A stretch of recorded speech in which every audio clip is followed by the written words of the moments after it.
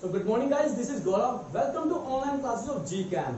So students, as you know that in previous lecture we learned about the law of chemical combination, and there we just completed our two laws. The first is law of conservation of mass and energy, and the second is a law of multiple, or you can say also law of definite proportion. Is it clear? पिछले lecture के अंदर हम लोगों ने दो laws को complete किया था, बाकी बचे हुए लॉ को आज हम लोग कंप्लीट करने वाले हैं. So let us start without wasting any time. तो आज का जो हमारा फर्स्ट लॉ रहेगा that is law of multiple proportion. क्या रहेगा?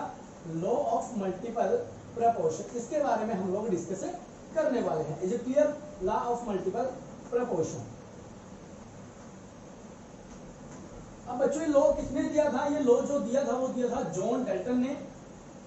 जॉन डेल्टन ने दिया था. किसने दिया था? जॉन डेल्टन ने. अब उन्होंने क्या बोला कि जब दो एलिमेंट आपस में कंबाइन करेंगे और कंबाइन करने पर यदि वो दो से ज्यादा कंपाउंड देते हैं, if two element combine and they give two और more chemical compound, then the ratio of their masses will be simple ratio. Okay, तो देखिए यहाँ पर carbon and oxygen react with each other या combine with each other, they give carbon monoxide, and in the next step carbon and oxygen combine with each other, that gives to carbon dioxide. Clear इतना? जब carbon और oxygen मैंने के लिए दो element लिए और दोनों ने क्या किया, दो या दो से ज्यादा केमिकल कंपाउंड हम लोगों को दिया, तो इसके अंदर जो कार्बन और ऑक्सीजन का रेशियो होगा वो चेक करेंगे. सेम यहाँ पर चेक करेंगे. यहाँ पर जो कार्बन का और ऑक्सीजन का रेशियो दैट इज 12:16, और यहाँ पर कितना आएगा? 12:32. अब समझिएगा बात को थोड़ा सा. अब ला को थोड़ा अच्छे समझेंगे. कहते हैं जो दो एलिमेंट आपस में कंबाइन होंगे, कंबाइन होने पर वो दो केमिकल कंपाउंड देंगे. उनके अंदर जो एक एलिमेंट होगा, then the masses of one of the element, इनमें से जो इनके मासेस होंगे जो कंबाइन कर रहे हैं with a fixed mass of other element. Clear है? Bear a simple ratio. अब देखिए 16:32 को करेंगे तो कितना आएगा? 1:2 आएगा. क्लियर है? तो definition, when two element combine, when two element combine to form two or more chemical compound. जब दो एलिमेंट आपस में कंबाइन होंगे वो क्या बना रहे हैं? टू और मोर केमिकल कंपाउंड, टू और more chemical compound. Clear? Then the masses, इनका मास, ठीक है? Then the mass is one of the element, then the masses of one of the element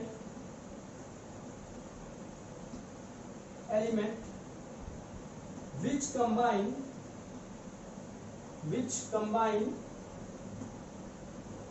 with a fixed mass of the other element.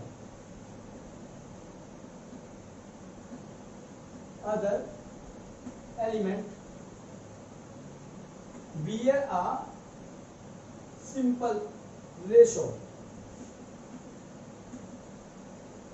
बताइएगा बच्चों, definition सबके समझ में आई? Definition clear है? एक और एग्जांपल के साथ करेंगे. When sulfur and oxygen combine with each other, they give sulfur dioxide and sulfur trioxide. Sulfur dioxide and the second is sulfur trioxide. अब देखिए जब दो एलिमेंट मैंने लिए, सल्फर और ऑक्सीजन लिया, दोनों ने क्या दिए?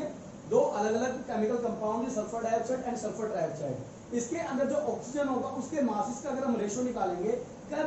When it react with a fixed mass of other element. यहाँ पर सल्फर और ऑक्सीजन का रेशियो निकालेंगे फर्स्ट ऑक्साइड के अंदर और सेकंड ऑक्साइड के अंदर.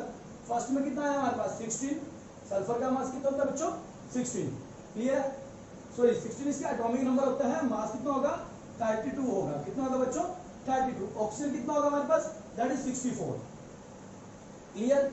अब ऐसे ही हम लोग क्या करेंगे, नेक्स्ट में क्या होगा? सल्फर सेकंड ऑक्साइड में कितना होगा? सल्फर फिर दोबारा से 32, और जो हमारे पास कितना होगा, जो ऑक्सीजन रहने वाला है वो कितना होगा? करेंगे इसको, ये होगा हमारे पास 32 × 3 करेंगे तो 3 2 6 एंड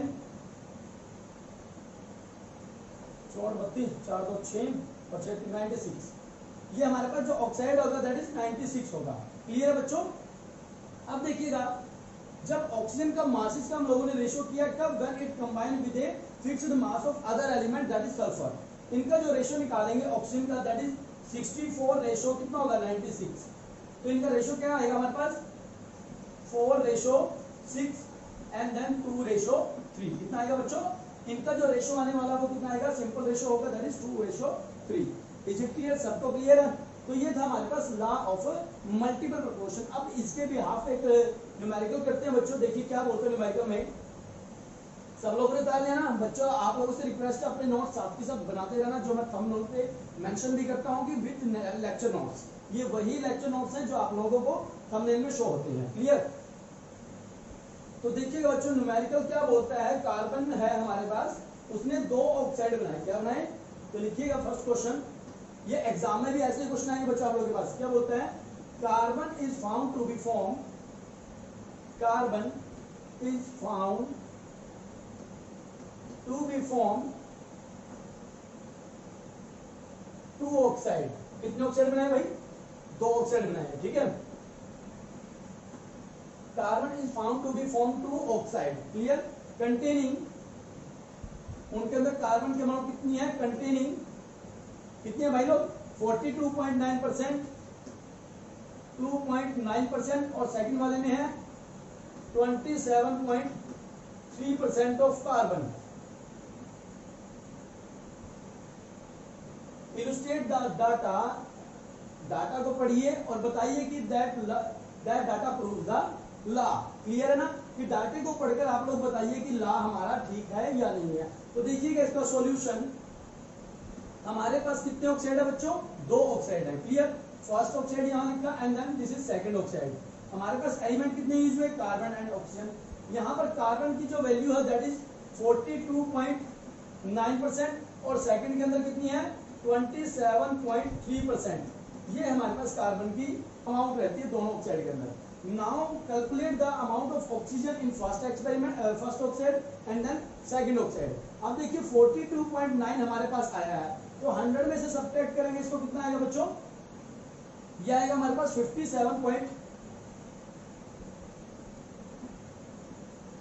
57.1% हमारे पास ऑक्सीजन यूज हुआ है। कि 42 पॉइंट हम लोग के पास एक कार्बन का कोई ऑक्साइड है जिसके अंदर कार्बन की परसेंटेज है that is 42.9 and the remaining percentage of oxygen is 57.1%। Is it clear. Now in the second oxide carbon is 27.3%। कितना है 27.3%। तो इसके अंदर ऑक्सीजन की परसेंटेज कितनी होगी, now calculate from, subtract from 100 that would B 0.7 and then 2 and then 7, 72.7। Clear है बच्चों, कितना होगा 72.71% इसकी रहने वाली है। क्लियर। तो ये हमारे पास परसेंटेज इतना ही आएगा 72.7%। ये परसेंटेज का सिंबल है 72.7%। इतना सबको समझ आया। अब देखिएगा क्या बोलता है क्वेश्चन। अब इसका मतलब है, पहले हम फर्स्ट ऑक्साइड की बात करें एंड देन सेकंड की, कि 57.1 ग्राम of oxygen, 57.1 gram of oxygen, मैं इसको लिख देता हूं। इन फर्स्ट ऑक्साइड के अंदर क्या बोलता है 57.1 ग्राम of oxygen combine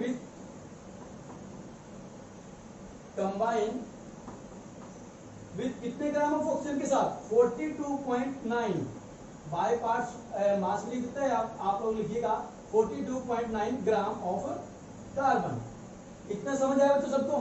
57.1 gram of oxygen combined with 42.9 gram of carbon. तो लिखिएगा अब क्या होगा, अगर 1 ग्राम हम लोगों को चेक करना हो, कि ये बोलता है 57.1 ग्राम हम लोगों ने ऑक्सीजन लिया, उसके साथ रिएक्ट किया 42.9 ग्राम ऑफ कार्बन, हमारे डाटा से हमें ये मिला।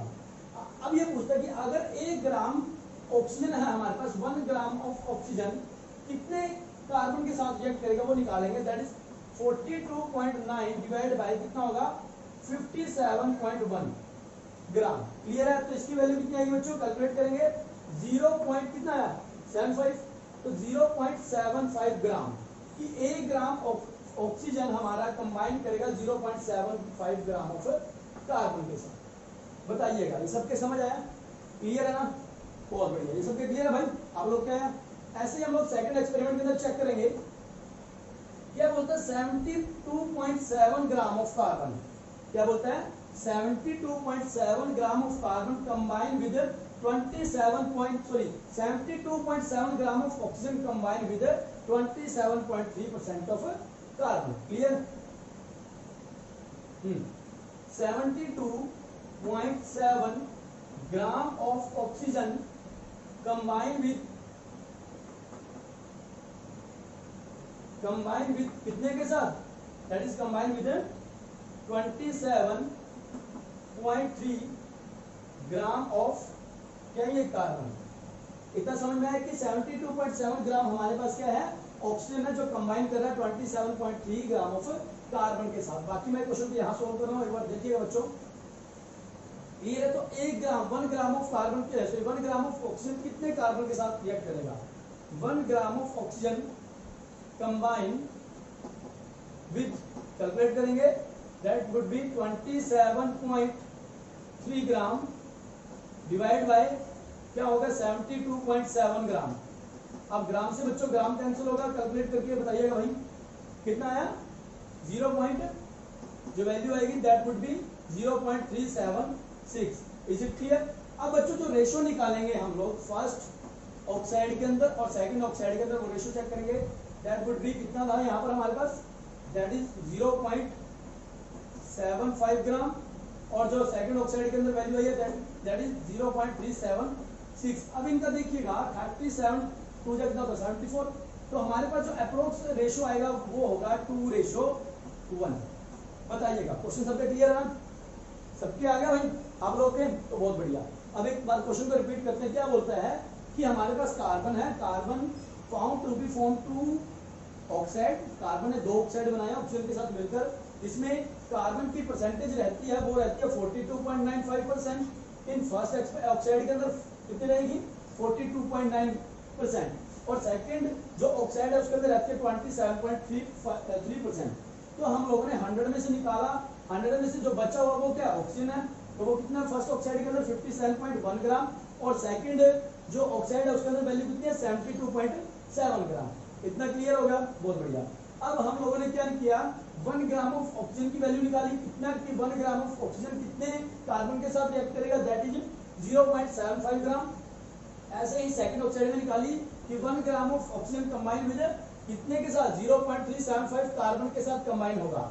क्लियर? अब जब हम इन दोनों ऑक्साइड का रेशो निकालेंगे वो क्या होगा 2:1 होगा। ऐसा ही क्वेश्चन आप लोग के एग्जाम में आएगा बच्चों।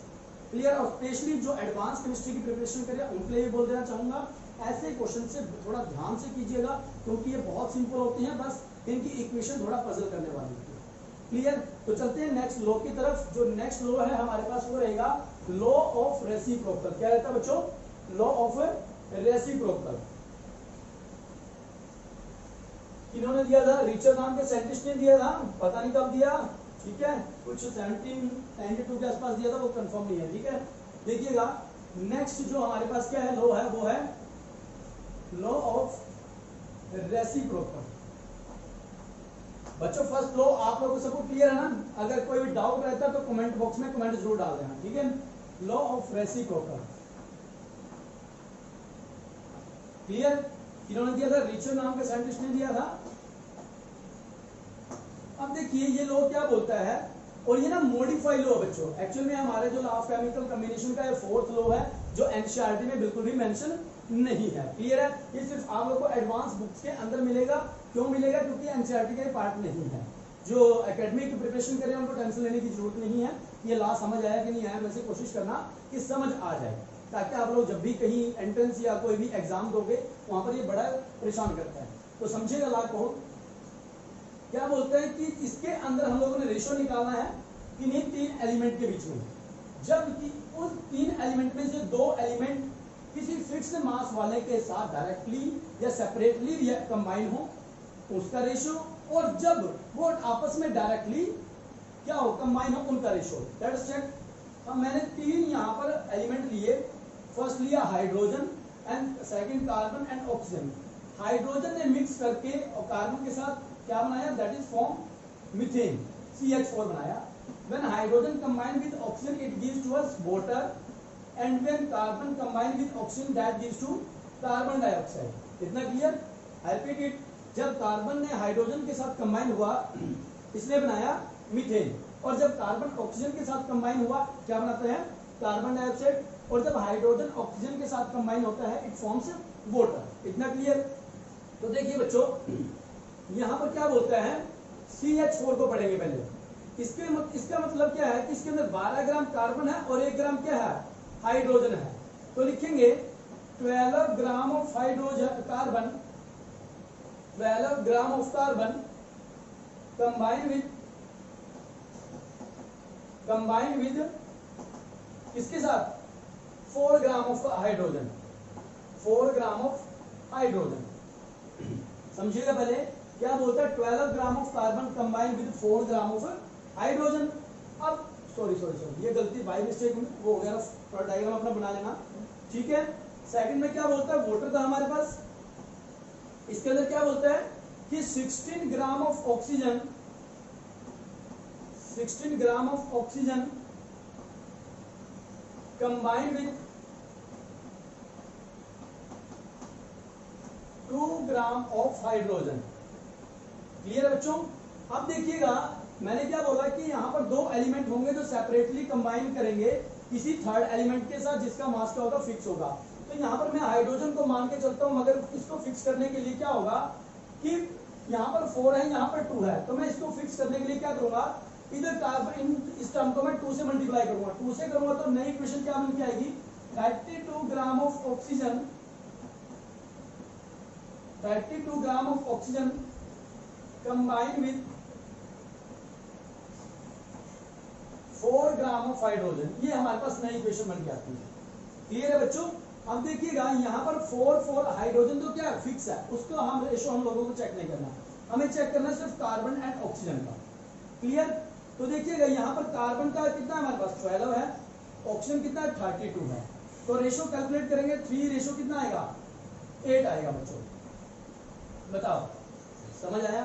क्या बोलते हैं, व्हेन 2 एलिमेंट, कौन कौन से element, carbon and oxygen, combine with a third element whose mass is fix, उसका जो मास होगा उनका रेशो होगा, उसको कंपेयर करेंगे किसके साथ, when carbon and oxygen directly react. अब जो थर्ड हमारे पास आएगा जिसके अंदर कार्बन एंड ऑक्सीजन कंबाइन हुए थे डायरेक्टली, तो यहाँ पर कार्बन और ऑक्सीजन का मास कितना आएगा वो कैलकुलेट करेंगे। इसका मतलब होगा कि 12 gram of carbon, 12 gram of carbon combine with, यहाँ पर कितने ऑक्सीजन के साथ कंबाइन हुआ, combine with 32 gram of oxygen, 32 gram of oxygen. बताओ इतना सबके समझ आया? यहाँ पर रेशो निकालेंगे 12 रेशो 32, तो कितना आएगा 4 3 इंटू 3 रेशो 8, तो यहाँ पर भी सेम आएगा बच्चों। देखिएगा समझ आया ना? लॉ ऑफ रेसिप्रोकल क्या बोलता है कि जब 2 एलिमेंट सेपरेटली थर्ड एलिमेंट के साथ रिएक्ट कर रहे हैं, वो 2 एलिमेंट कौन थे, कार्बन और ऑक्सीजन, ये सेपरेटली रिएक्ट किया, पहले में कार्बन हाइड्रोजन के साथ रिएक्ट किया और कार्बन ऑक्सीजन के साथ रिएक्ट किया। अब इस ऑक्सीजन हाइड्रोजन के साथ रिएक्ट किया। क्लियर है? इसके अंदर जो हाइड्रोजन है वो क्या है, फिक्स मास वाला है, तो हम इनका रेशो चेक करेंगे किसका, कार्बन और ऑक्सीजन का। क्लियर है? इस यहाँ पर क्या मिला CH4 और यहाँ पर क्या मिलेगा, यहाँ पर मिलेगा वाटर।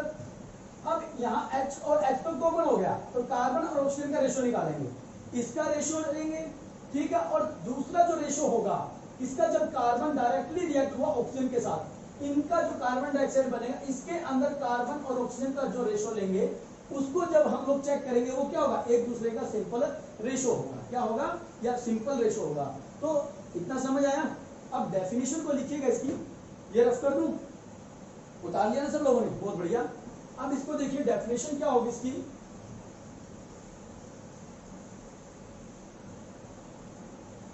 लिखिएगा definition,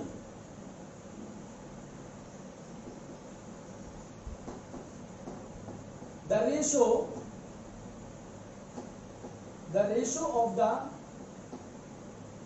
masses of the two element A and B element A and B which combine separately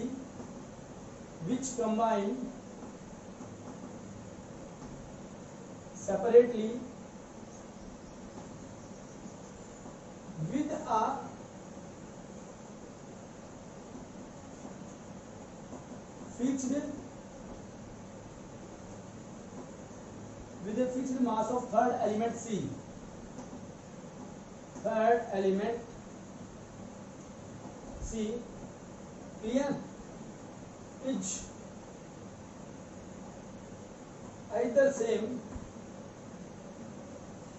either same or some simple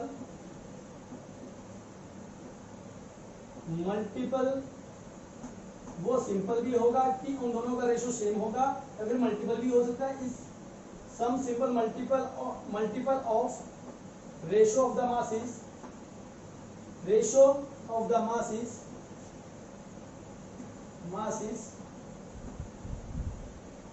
when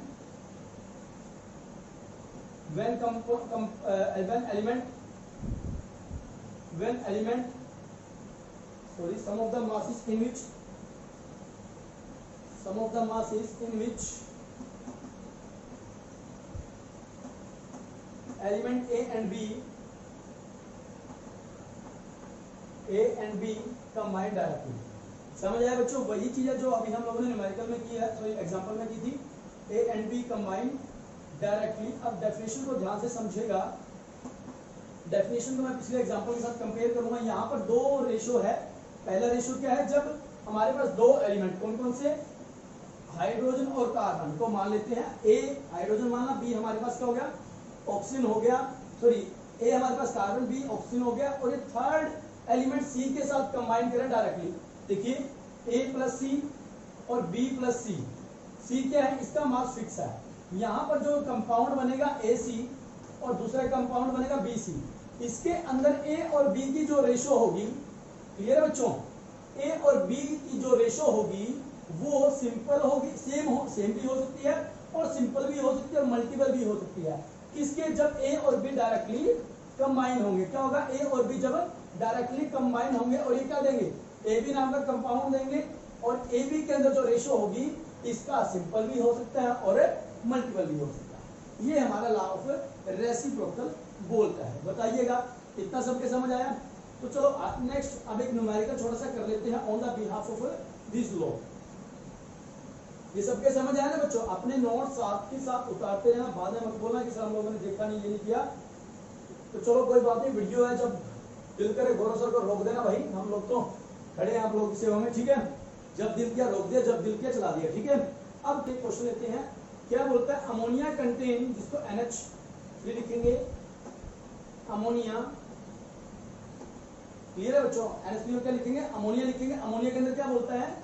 कितना बोलता है भाई? Ammonia contain 82.35% nitrogen and hydrogen कितना परसेंट बोला? And hydrogen 17.65%। क्लियर है? Hydrogen. उसके बाद बोलता है, आगे क्या बोला? Water, and water contain, hydrogen कितना बोला? अच्छा ऑक्सीजन बोला है, हाइड्रोजन बोला है? ऑक्सीजन बोला 88.01% ऑफ ऑक्सीजन। अब हाइड्रोजन बचा हुआ कितना निकलेगा इसके अंदर से? 11.0 हाइड्रोजन। अब देखिएगा थर्ड है हमारे पास नाइट्रोजन ट्राइऑक्साइड N2O3 कंटेन कितना भाई इसके अंदर? कंटेन कितना? 63.15% ऑफ किसका है? ऑक्सीजन का है। क्लियर? और नाइट्रोजन कितना बचा? जो बचा पार्ट है वो नाइट्रोजन ही होगा। कितना होगा? एंड 36.85% ऑफ कितना? नाइट्रोजन। क्लियर बच्चों? देखिए क्वेश्चन क्या है? अमोनिया है हमारे पास जिसके अंदर 82.35% कितना? नाइट्रोजन है, और 17.65% क्या है, हाइड्रोजन है। दूसरा जो कंपाउंड हमारे पास वाटर है जिसके अंदर 88.01% कितना है, ऑक्सीजन है और 11.0% हाइड्रोजन है। परसेंटेज लगाना भूल गया, शाबाश।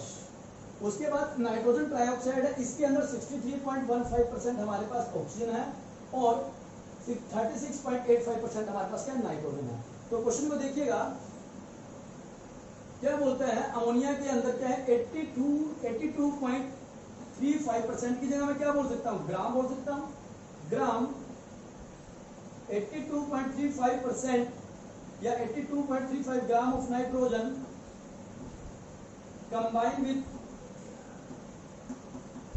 कंबाइन कर रहा है कितने sir, combine with 17.65 gram of hydrogen. Clear है बच्चों। अगर मुझे निकालना हो 1 gram of hydrogen combine with किसके साथ कंबाइन करेगा, वो करेगा 82.35 किसके साथ करेगा 82.35 डिवाइड बाय 17.65 क्लियर है ऑफ नाइट्रोजन के साथ। तो जो इसका वैल्यू आएगा वो कितना आएगा बच्चों, नाइट्रोजन इसका जो रेशियो आएगा बच्चों आएगा 4.67 ग्राम ऑफ नाइट्रोजन हमारे पास होगा कि 1 ग्राम जो हाइड्रोजन होगा वो 4.67 ग्राम ऑफ नाइट्रोजन के साथ कंबाइन करेगा। ऐसे ही सेकंड में हमारे पास ये फर्स्ट हो गया। सेकंड कंपाउंड के अंदर क्या बोलता है कि 88.01 ग्राम ऑफ ऑक्सीजन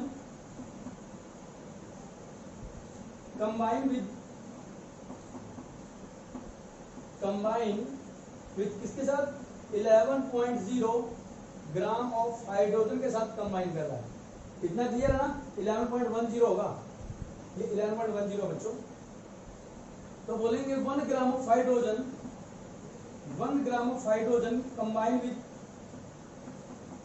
कंबाइन विद किसके साथ कंबाइन करेगा, that would B 88.01 divide by 11.10। तो कितना आएगा ये आएगा 8.01 ग्राम of oxygen.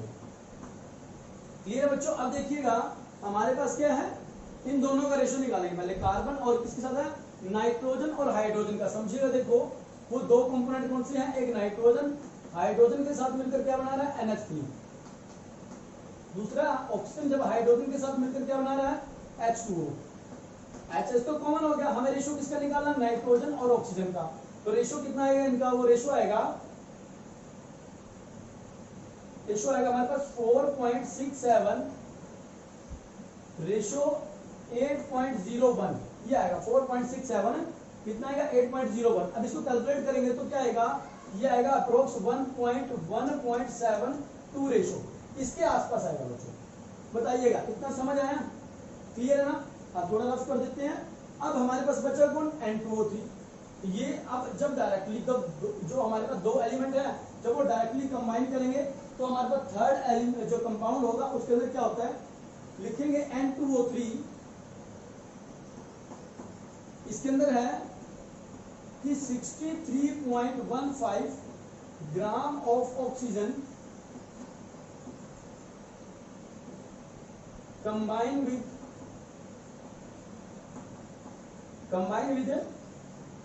36.85 gram of nitrogen. अब बच्चों का रेशियो हम डायरेक्टली निकाल देंगे ऑक्सीजन और नाइट्रोजन का, तो क्या आएगा, ये आएगा 63, तो नाइट्रोजन और ऑक्सीजन का निकालेंगे, नाइट्रोजन और ऑक्सीजन का 36.85 रेशियो करेंगे 63.15 के साथ इनका रेशियो आएगा 1:1.71 अप्रोक्स आएगा। ठीक है ना बच्चों। अब आपको आपने 1 ग्राम ऑफ क्यों चूज किया, क्योंकि बच्चों हम लोगों ने 1 ग्राम लेके उनका एक हाइड्रोजन है उसका मास क्या कर दिया, कांस्टेंट कर दिया। और यही हमारी डेफिनेशन होती थी कि जब हम लोग किन्हीं दो एलिमेंट को कंबाइन करेंगे किसी फिक्स्ड मास वाले एलिमेंट के साथ उनका रेशियो, और जब यही दो एलिमेंट डायरेक्टली कंबाइन होंगे इनका रेशियो जो होगा, इनका जो रेशियो होगा वो क्या होगा, सिंपल होगा या सम सिंपल मल्टीपल रेशियो होगा। ये हमारा लॉ था जो जिसका नाम था लॉ ऑफ रेसिप्रोसिटी। अब उसके बाद जो लॉ आता है दैट इज गेल-लुसिक लॉ। जो बहुत इंपॉर्टेंट है, बहुत नहीं, बहुत इतना ज्यादा भी नहीं है, बस इंपॉर्टेंट है, ठीक है ना, और सिंपल है काफी। तो देखिएगा, जो थर्ड लॉ है हमारे पास वो क्या है, ला गै-लुसिक law.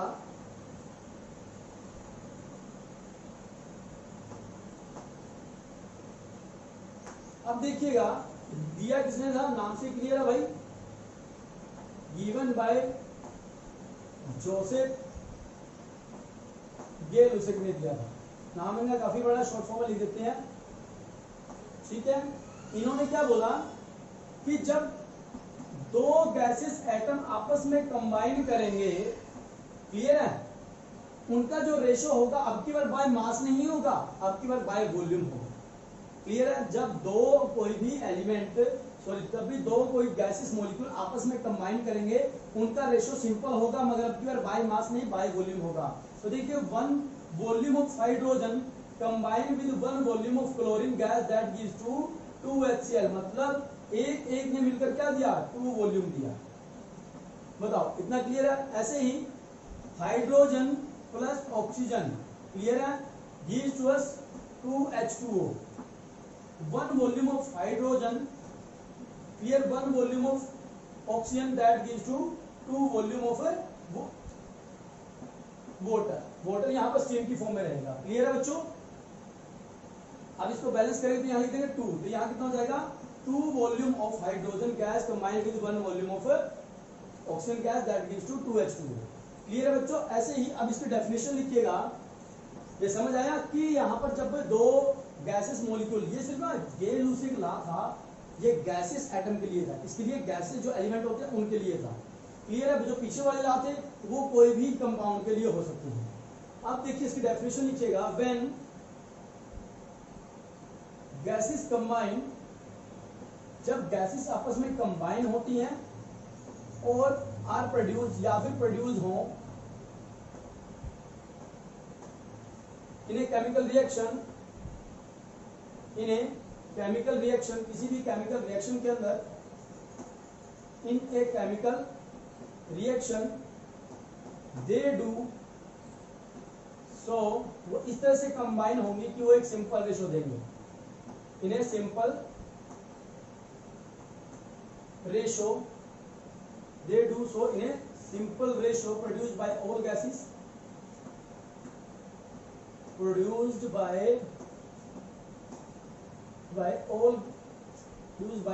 all gases at same temperature and pressure। और उनका टेम्परेचर एंड प्रेशर क्या होगा बच्चों, सेम होगा, सेम टेम्परेचर एंड प्रेशर की हम बात करेंगे। बताइएगा, इतना लॉ सबका क्लियर है ना। देखिए बच्चों, थर्ड आज का हमारे पास थर्ड, और वैसे तो कौन सा लॉ बनता है, 5th लॉ बनता है, वो है गै-लुसिक लॉ। गै-लुसिक लॉ दिया किसी किन्होंने था, नाम से क्लियर है, शॉर्ट फॉर्म में नाम लिखेंगे जोसेफ गै-लुसिक।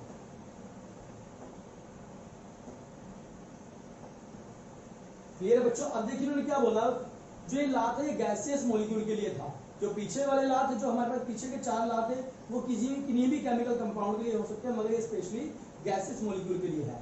क्या बोलता है कि जब कोई भी गैसियस मॉलिक्यूल आपस में कंबाइन होगा, वो भी क्या करेगा, सिंपल रेशो देगा। अब की बार वो सिंपल रेशो बाय मास नहीं होगा, सिंपल रेशो बाय वॉल्यूम होगा। क्या होगा, ये थोड़ा सा डिफरेंस रहता है।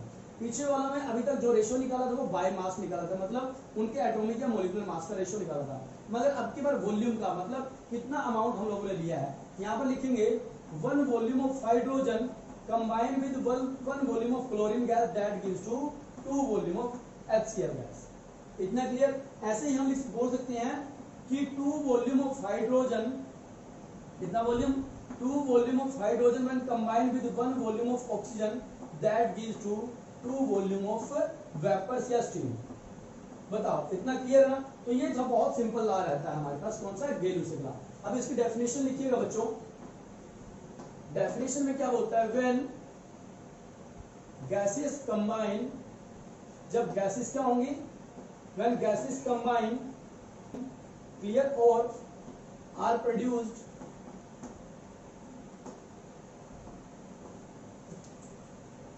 in a chemical reaction, in a chemical reaction, in a chemical reaction, they do so in a simple ratio, simple ratio, they do so in a simple ratio provided by gases, जो किसके द्वारा provide की जाएगी, provided by gases at same, ये condition जरूरी है बच्चों, उनका जो टेम्परेचर और प्रेशर क्या होना चाहिए, should be same, same temperature and pressure. Clear है बच्चों, यहाँ पे लिख देता हूँ सेम टेम्परेचर एंड प्रेशर। एक बार डेफिनेशन को समझिएगा, कहता है जब भी दो या दो से ज्यादा गैसेस आपस में कंबाइन होंगी वो क्या करेंगी, दे do so in a simple ratio, उनका जो रेशियो होगा सिंपल होगा, और वो रेशियो कौन प्रोवाइड करवाएगा, गैसेस प्रोवाइड करवाएंगी, और इन सभी गैसेस का जो टेम्परेचर और प्रेशर क्या होगा वो सेम होना चाहिए। यही था हमारे पास क्या, लॉ ऑफ गैल्यूसिक लॉ, या जिसको हम बोल सकते हैं गैसेस लॉ। इतना क्लियर, इसको गैसेस लॉ के नाम से भी जाना जाता है। अब हमारे पास जो फोर्थ लॉ रहता है और जो लास्ट लॉ रहेगा उसको जो थोड़ा समझेंगे, उसकी जो प्रॉपर्टी होंगी वो हम नेक्स्ट लेक्चर में डिस्कस करेंगे। जो लॉ है हमारे पास दैट इज एवोगैड्रो लॉ। क्या रहेगा, एवोगैड्रो लॉ रहता है, उसको डिस्कस करते हैं। क्या बोलते हैं ये लोग, जो हमारे पास सिक्स्थ लॉ रहता है और आज का फोर्थ लॉ रहेगा दैट इज एवोगैड्रो लॉ। नाम इनका काफी बड़ा है, जरूरत नहीं है वो याद करने की, आप जस्ट याद रखिएगा एवोगैड्रो लॉ। इन्होंने क्या बोला, under similar condition and temperature, या फिर लिखेंगे डेफिनेशन लिखिएगा कि पहले, डेफिनेशन से पहले समझ लेते हैं थोड़ा सा। मेरे पास कोई भी गैस के तीन कंटेनर हैं, ए एंड बी, और ये मेरे पास क्या है, तीन कंटेनर हो गए मान लो, या फिर ए और बी गैस मिलकर क्या बना लिया, सी गैस बना लिया। अगर इनकी वॉल्यूम सेम है, अगर इन तीनों गैसेस की वॉल्यूम सेम है under similar temperature and pressure that contain equal number of molecule. इतना समझ में आया। अगर हमारे पास दो या दो से ज्यादा गैसेस, कितनी भी गैसेस हो, जिनकी वॉल्यूम क्या है, सेम है, सेम टेम्परेचर एंड प्रेशर के ऊपर उनके अंदर जो मॉलिक्यूल होंगे वो भी सेम होंगे। तो लिखिएगा definition, equal volume of gas at same temperature and pressure, at same temperature and pressure, equal volume of gases at same temperature and pressure contain equal number of molecules. ये किसने बोला था, एवोगैड्रो ने बोला था, equal number of molecules.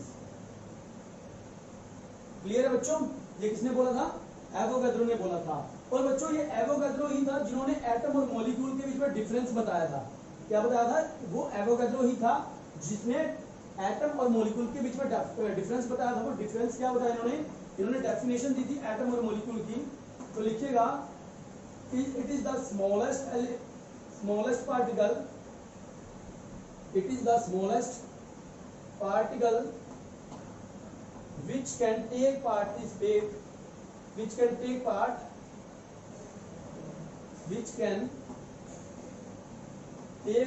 in a chemical reaction,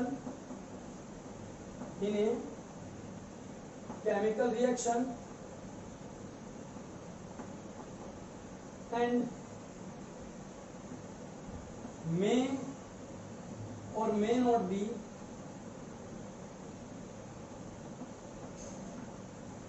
exist independent, जो independent रह भी सकता है और नहीं भी। कुछ जो एटम होंगे वो इंडिपेंडेंट रह सकते हैं और कुछ नहीं रह सकते। जैसे इनर्ट गैसेस के एटम होंगे वो हमारे क्या होंगे, इंडिपेंडेंट रह सकते हैं, बाकी जो अदर एलिमेंट के जो एटम होंगे वो इंडिपेंडेंट नहीं रह सकते। ऐसे इन्होंने मॉलिक्यूल की डेफिनेशन भी दी थी, पर बिल्कुल थोड़ा सा डिफरेंस इन्होंने बताया था। क्या बोलता है कि molecule is the smallest particle smallest particle which can take part in a chemical reaction, which can take part in a chemical reaction